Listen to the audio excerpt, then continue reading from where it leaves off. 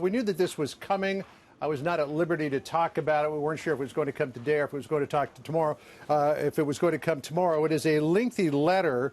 It's about 7 pages long from the president to the Speaker of the House, Nancy Pelosi, which starts off by saying, I write to express my strongest and most powerful protest against the partisan impeachment crusade being pursued by Democrats in the House of Representatives.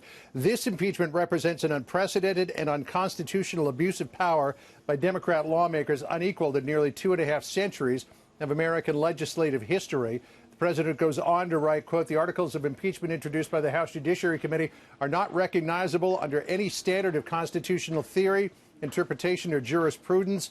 They include no crimes, no misdemeanors, no offenses whatsoever.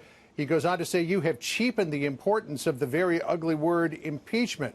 The president goes on to attack her directly, saying, you are offending Americans of faith by continually saying, I pray for the president, when you know this statement is not true unless it is meant in a negative sense. It is a terrible thing you are doing, but you will have to live with it, not I. The president then goes on to address the articles of impeachment individually, saying your first claim, abuse of power, is a completely disingenuous, meritless, and baseless invention of your imagination. I'll skip down to him saying, every time I talk with a foreign leader, I put America's interests first, just as I did with President Zelensky. He goes on to say, you are turning a policy disagreement between two branches of government into an impeachable offense.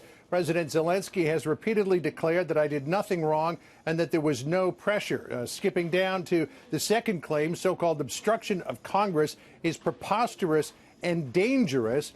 He goes on to say, Speaker Pelosi, you admitted just last week at a public forum that your party's impeachment effort has been going on for 2.5 years. And the letter goes on from there to talk about the process, to talk about the president's thoughts about it, and to attack the Democrats' case. So the president laying down a marker here, Dana, just 24 hours ahead of when the debate, well, less than 24 hours now, ahead of when the debate will begin in the House on the articles of impeachment. We're probably closing in more on 24 hours to when they actually vote on the articles of impeachment. Again, the White House believes that it's a foregone conclusion that the president will be impeached tomorrow by the House, and then they are looking forward to the trial in the Senate, how that will operate, and they have every confidence that the president will be acquitted in the Senate.